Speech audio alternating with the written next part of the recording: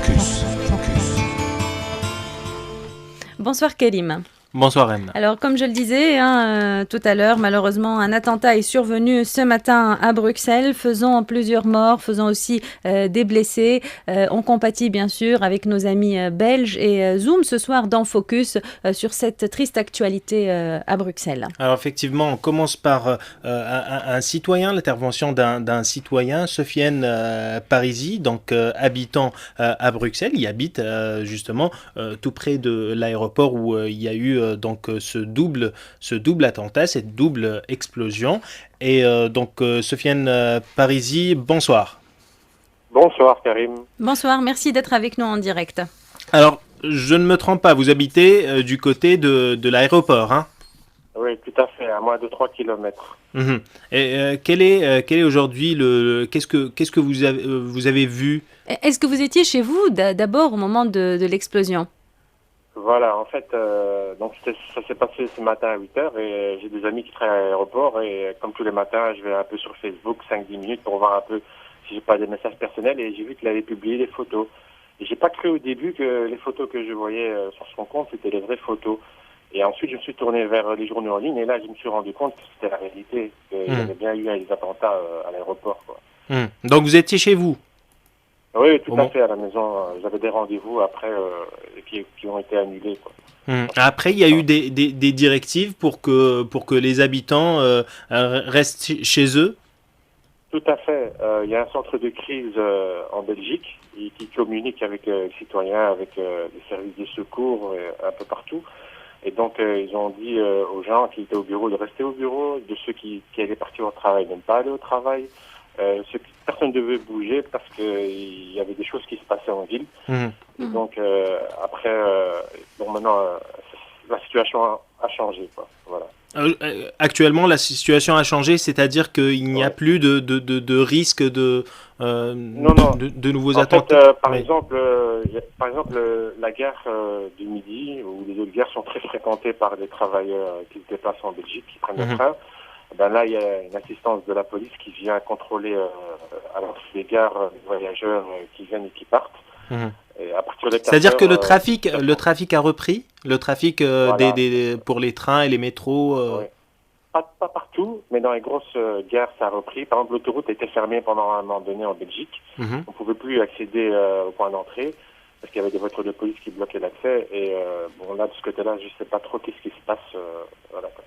Sinon, le réseau de la STIB, le réseau de transport en commun, bus, tram, métro, est fermé jusqu'à nouvel ordre. Vous avez essayé de contacter l'ambassade tunisienne en Belgique, à Bruxelles, pour savoir s'il y avait des victimes tunisiennes?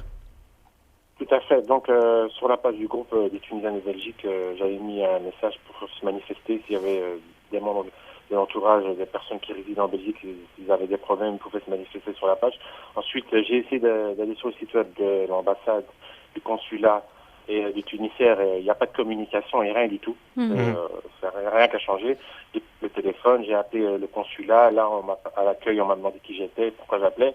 On m'a passé quelqu'un et puis cette personne m'a dit qu'il allait contacter les hôpitaux où il y a des Tunisiens qui travaillaient pour voir un peu s'il y avait des Tunisiens victimes de l'attentat et qu'il fallait chercher à gauche, à droite parce que en fait les secours, ils accueillent sur les lieux même de la catastrophe, ils accueillent des victimes, mais on ne prend pas leur identité, on les dispatche d'abord vers un hôpital principal et puis c'est ensuite qu'ils sont divisés sur les autres hôpitaux de la région. Donc c'est trop tôt pour avoir une idée sur les nationalités des victimes. Oui, c'est à l'aéroport. En fait, ça s'est passé dans le hall d'entrée. Dans le hall d'entrée, il y a toutes les nationalités. Je pense qu'il faudra attendre 24 heures pour voir vraiment s'il y a du neuf ou pas, quoi. On est quand même un peu étonné que cela arrive à l'aéroport de Bruxelles. Est-ce qu'il n'y a pas de contrôle? Est-ce qu'il n'y a pas de sécurité à l'entrée de cet aéroport? Comment ça se passe d'habitude? Ben, en fait, j'ai un ami, je connais plusieurs personnes qui travaillent à l'aéroport. Bon, je ne vais pas le cacher, je connais les policiers. Et en fait, le problème de l'aéroport, c'est qu'il y avait des patrouilles et des rondes dans le hall d'entrée. Il y a le centre névralgique où le voyageur se présente pour s'enregistrer pour le départ. Et là, donc, il n'y avait pas de portique de sécurité, il n'y avait pas de militaires ni de policiers qui fouillaient les bagages et qui contrôlaient les voyageurs. En fait, on y rentre comme dans un moulin et on y sort, quoi. Malheureusement. Et comment ça se fait? Il y a une menace terroriste sur le monde, Kélim. Donc, comment ça se fait qu'on puisse entrer aussi facilement dans cet aéroport? Je ne pense pas que Sofiane va pouvoir répondre à cette question sur le plan sécuritaire, mais quel est aujourd'hui le sentiment disons, de l'opinion publique en Belgique? Moi, je suis sorti, je voyais l'hélicoptère qui survolait la commune où j'habite, juste ici, à côté de l'aéroport, là. Et j'ai parlé avec des commerçants, avec mes voisins et tout, et les gens sont attristés parce qu'ils comprennent pas. Nous, les citoyens, on comprend pas pourquoi il y a ce geste de méchanceté vis-à-vis des personnes innocentes, parce que ce sont des victimes, c'est des citoyens, c'est pas des militaires, c'est pas des policiers. Et c'est un peu la désolation parmi parce qu'il y a beaucoup de nationalités, il y a des Marocains, des Tunisiens, des Turcs partout à Bruxelles. Et c'est nous qui allons être la première victime, qui allons devoir supporter le regard des Belges, quoi. C'est ça qui est triste.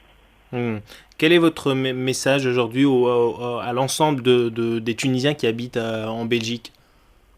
C'est pas spécifiquement un message, parce qu'on doit toujours continuer à vivre, on doit toujours profiter de la vie, on doit toujours être heureux. Parce que le but du terroriste, c'est de faire mal aux personnes.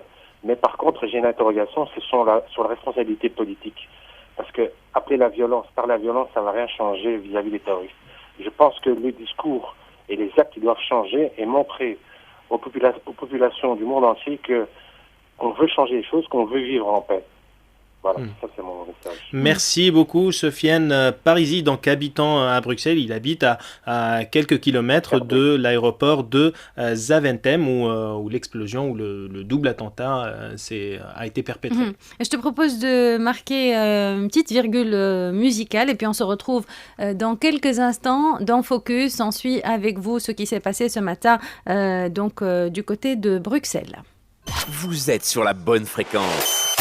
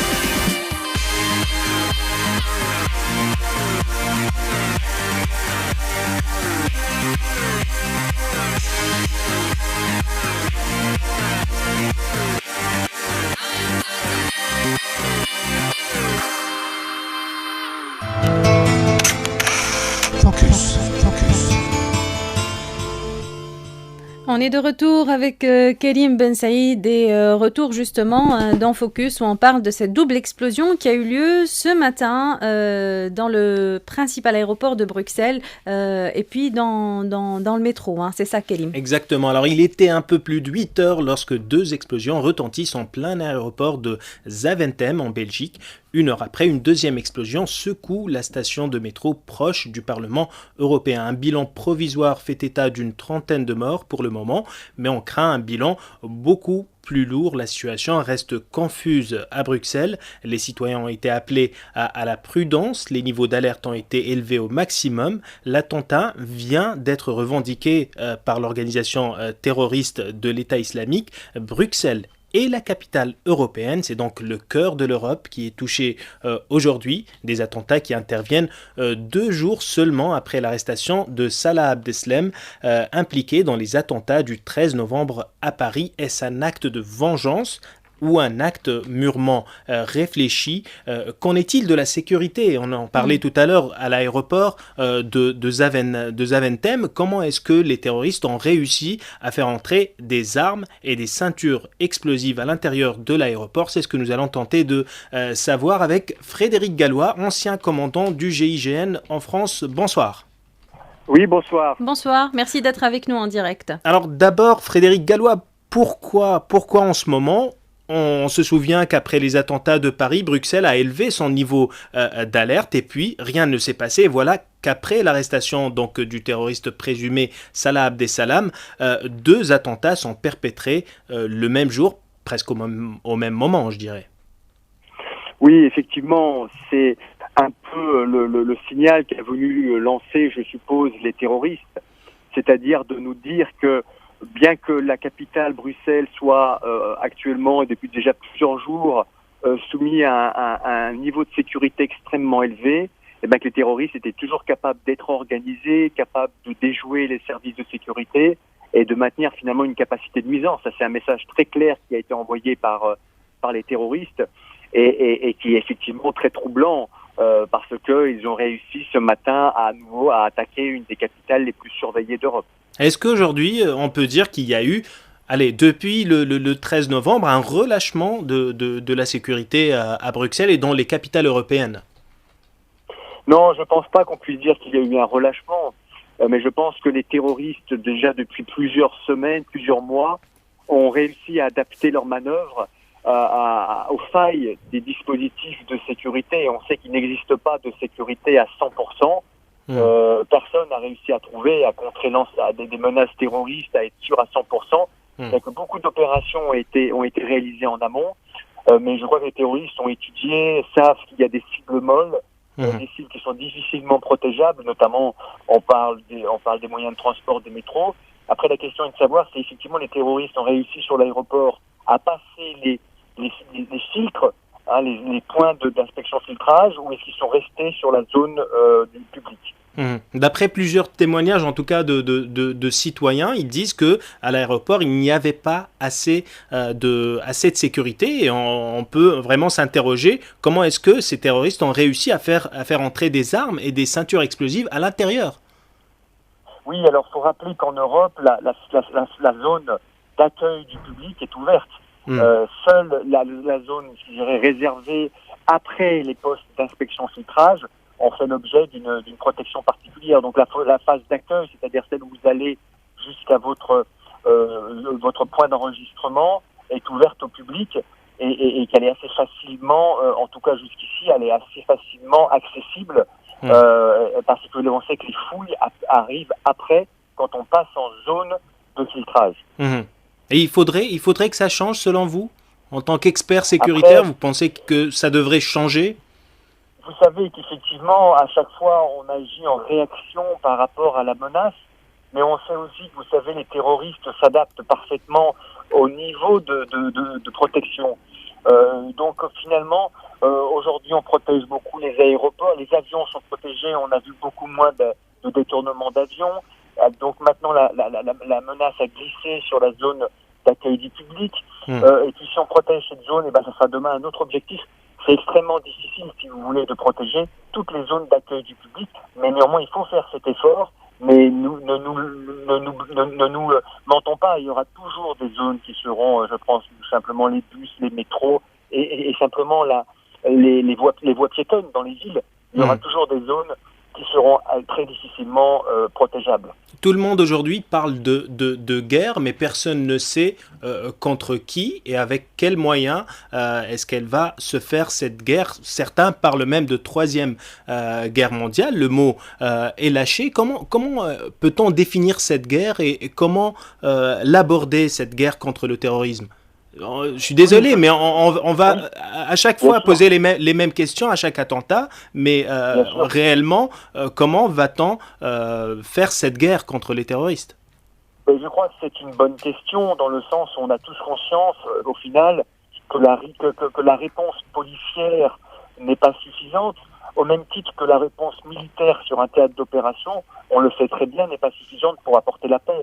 Je crois que la réponse policière, c'est un des moyens pour contrer les attaques, mais bien au-delà, la menace pour être traitée, c'est comprendre son origine, c'est comprendre qu'est-ce qu'il y a derrière cette idéologie, quel est l'objectif stratégique de ces terroristes, et c'est une réponse globale qu'il peut y avoir, parce qu'on comprend bien que, au final, qu'est-ce que recherchent ces terroristes? Eh ben, c'est de bousculer un mode de vie, c'est de bousculer un certain nombre de valeurs, c'est de remettre en question des acquis philosophiques, des acquis sociétals.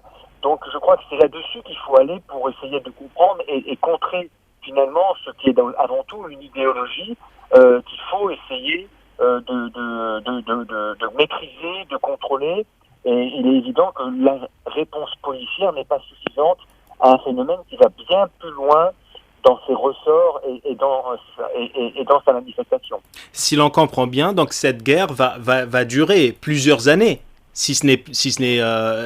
va durer plusieurs années en tout cas, et les citoyens, que ce soit les citoyens dans les pays démocratiques, en tout cas, doivent vivre avec cette menace permanente de terrorisme. Je crois qu'on a affaire à une forme de confrontation entre différentes visions du monde. On a d'un côté des individus qui sont extrêmement vindicatifs, qui sont des radicaux, des islamistes radicaux, qui ont une vision de la société, une vision de la religion, qui sont extrêmement éloignés du reste de ces pays qui sont attaqués, et d'ailleurs du reste de l'autre partie des musulmans.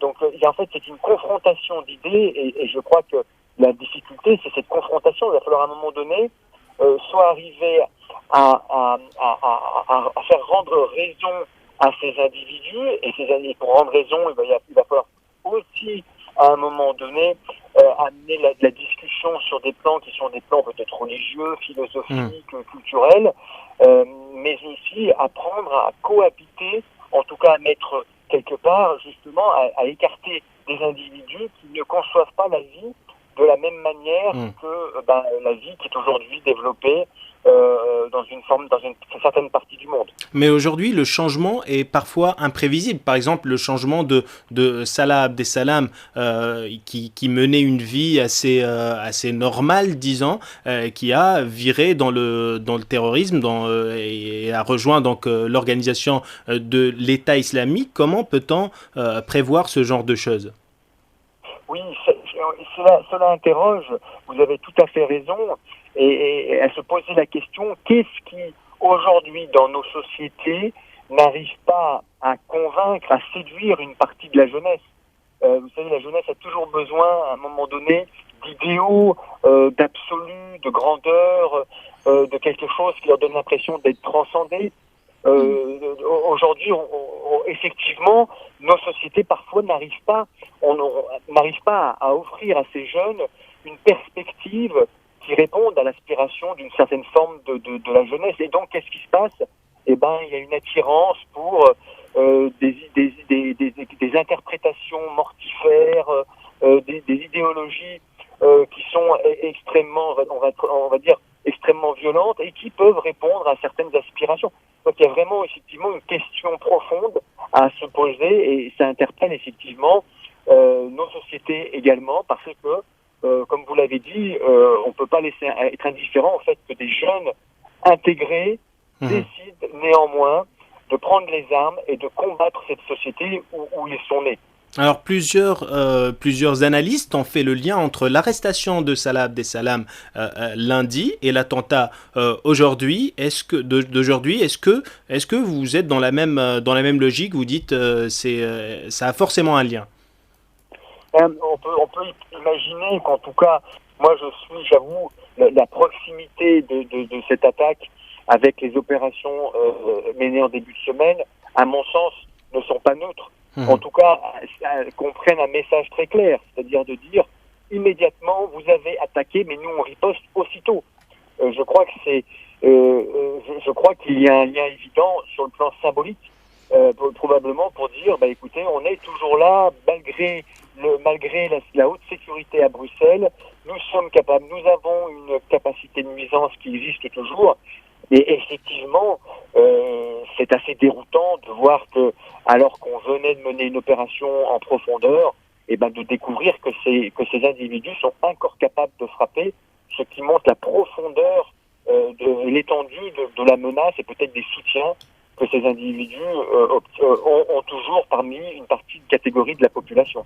Est-ce que la peur que Salah Abdeslam, donc qui est aujourd'hui incarcéré en Belgique, est-ce que la peur que Salah Abdeslam passe aux aveux a précipité les choses?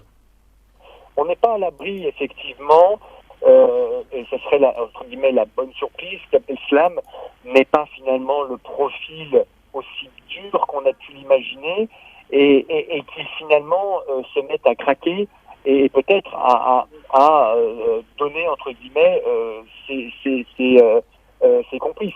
On n'est pas à l'abri, auquel cas effectivement ça serait extrêmement intéressant sur le plan du renseignement et ça serait une menace forte pour ces mouvements si jamais Abdeslam se mettait à parler. Et évidemment ce scénario serait extrêmement défavorable pour les organisations terroristes en Belgique et en France. Alors, le ministère de l'Intérieur en France a dépêché 1600 agents supplémentaires sur tout le territoire français. Est-ce que vous pensez que c'est suffisant pour rassurer la population en France? Je crois que l'État fait ce qu'il peut, mais néanmoins, nous savons que l'un des objectifs de ces attaques terroristes est de pousser l'État dans un niveau de saturation de ses moyens. Et on sait que l'État islamique a tout à fait conscience des conséquences de ses actions en poussant les États qui sont touchés à des réactions extrêmement coûteuses. Coûteuses en hommes, coûteuses en moyens, etc. Et il y a une limite à tout ça. Donc je crois qu'il y a une volonté évidemment politique et de communication de dire qu'on fait quelque chose, mais aujourd'hui il va falloir réfléchir à imaginer une organisation sécuritaire qui monte en puissance, mais qui probablement font aussi monter le secteur privé de la sécurité qui va forcément demain devenir un acteur beaucoup plus important, peut-être même l'appui d'une partie de la population, peut-être aussi la technologie qui va monter en puissance, parce qu'aujourd'hui les moyens régaliens, on le sait, sont mis à rude épreuve et il est difficile de faire beaucoup plus. Alors, Bruxelles, c'est l'Europe, donc la capitale européenne qui a été touchée. Est-ce qu'aujourd'hui, l'Europe devra s'attaquer au réseau de trafic d'armes? Oui, parce qu'il y a l'idéologie islamiste, l'idéologie extrémiste, mais pour mettre en pratique cette idéologie extrémiste, il faut des armes. Et du coup, il y a un véritable problème au niveau du trafic des armes. En Europe aussi. C'est ce paradoxe, vous savez, de la montée des menaces, mais en même temps de l'ouverture complète de la mobilité des personnes et des biens, et qui est évidemment extrêmement favorable dans le cadre de la mise en place de réseaux de trafic d'armes, notamment en provenance de l'Europe de l'Est. Et évidemment, cette configuration ouverte, c'est-à-dire sans frontières à l'intérieur de l'Union européenne, est une configuration qui favorise les trafics et qui rend très difficile le contrôle, qui rend encore plus difficile la lutte contre toute forme de trafic. Donc évidemment... Mais en même temps, aujourd'hui, le discours officiel des présidents européens, des pays européens, ils disent pas question de fermer l'Europe, pas question de renoncer à l'Europe telle qu'elle a été pensée au début. Oui, vous savez, c'est vrai. C'est vrai probablement qu'on a toujours en tête l'objectif de faire un marché unique, mais je crois que vous savez, la réalité aujourd'hui rattrape cet objectif, et il me semble que les opinions publiques et que les populations, avant toute chose, avant de l'objectif économique, vont vouloir, à mon sens, s'assurer de la sécurité. Et si l'insécurité se mondialise, s'appuie sur des trafics internationaux de matériel, mais aussi de terroristes qui profitent de cette libre circulation, ben je crois qu'on aura une pression très forte pour revenir sur des contrôles traditionnels. Et d'ailleurs, c'est ce qui est en train de se faire. On est en train d'assister aujourd'hui à quasiment la fin de Schengen, puisque chaque État est en train de remettre des contrôles aux frontières. Merci beaucoup Frédéric Gallois, ancien commandant du GIGN. Merci énormément d'avoir été parmi nous. Je vous en prie. Merci. Kélim, voilà, donc c'était là une édition spéciale. Oui. On parlait depuis tout à l'heure de cette double explosion qui a eu lieu ce matin à Bruxelles. Merci. On Merci te à toi. retrouvera demain. Nous on reste ensemble jusqu'à 19h30 sur RTCI.